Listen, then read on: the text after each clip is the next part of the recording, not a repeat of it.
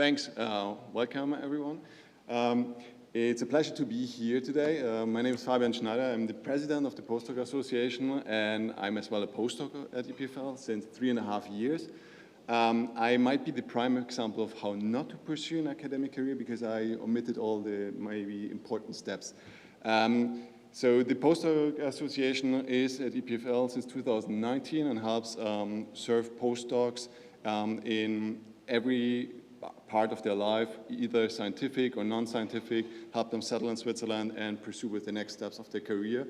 And this is a lot of work. It's not only done by me, but it's done by a lot of people. I've got 4 slides, and one of this is just to highlight some of those people. We have dedicated working groups, being a communicational policy, inter-associations. We network with all the associations in Lausanne, in Switzerland. We try to go international. And we have one main part, which is career development. As postdocs have this special feature that they come and go, so which can be good and bad at the same time. It's a transition phase in our career, so people are onboarding all the time. We have to train them anew, and we have to prepare them for the next step. This is not only our job as Postdoc Association, but I think as our community research-wise. So we are always trying to get new people in. At the moment, we have 300 members out of the 1,200 postdocs at EPFL, and we hope that we can increase these numbers, and for that we always need the helps of all the people who are already at EPFL for a longer time. I encourage every PI, every assistant, technical or staff to spread the word about our association, because the earlier a postdoc gets into our association, we can help them prepare for the next steps. But it's not only about preparing postdocs for the next steps, we are as well a source of information and experience of how to become a postdoc, so this might be interesting for PhD students, and we collaborate with Polydoc, for example, to give advice for the PhD students how to become a postdoc, not only at EPFL, but elsewhere.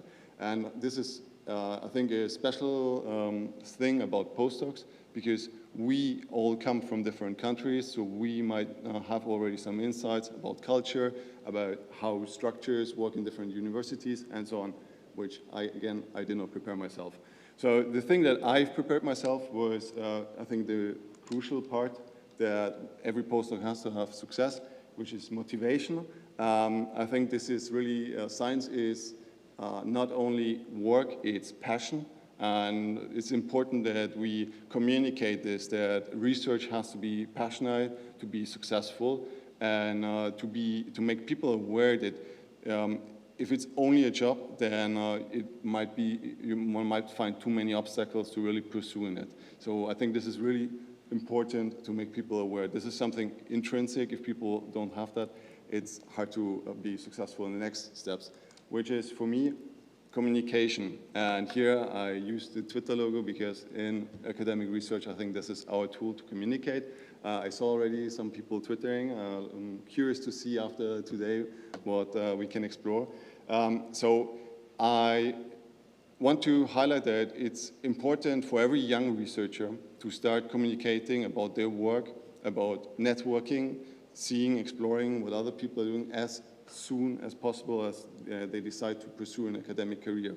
And it is a great opportunity for PIs to help their employees to spread their network, to help them communicate. So what we do in our lab, for example, is often that we cross-reference ourselves so that young postdocs get more reach with their tweets. So this is really a key element, that people are aware of the person, but as well of their work. So then another really important part is funding. I think there was already some very important things said today about it. I have just the advice to get the information as soon as possible. There are a lot of opportunities, but often there are deadlines connected to it, so, or eligibility criteria, and this might ruin someone's career or might enable some new path. And this is something that a young researcher has the duty to find out. And I think the research office does a great job already in providing information. But every other university has as well a research office. So if one decides to leave and become international in either Europe or any other part of the world, there are other offices that help voluntarily with this information. So this leads me already to the last part. It's about networking. We're hearing already behind us that it's going to prepare, the part of the networking is going to be prepared. Networking is essential, which comes with funding, with communication and motivation, I think. And this has to be cross-hierarchy.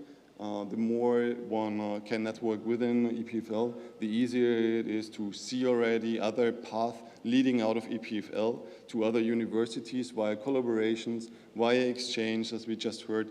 So this is really the maybe main part of becoming ready for success in an international career. And what we do is, as EPDA, we provide opportunities to network at EPFL through different activities, either professional, where we provide training, career training, or as well just social events. And by this, people get together, get to know what are the specialties about some cultures, countries, and universities, which is really a great source. I want to just mention that we are as well an entry point for people who are not yet at EPFL. We often receive emails from PhD students or postdocs who want to come to EPFL. And so if any other institution at EPFL wants to work with us, we can take your information and provide them to new onboarding people who just collect information. So with that, I'm already done. This is just a little overview of our activities. For all the postdocs, there is a QR code to join directly, and these are all our communication channels where we're happy to connect. Thanks for your attention.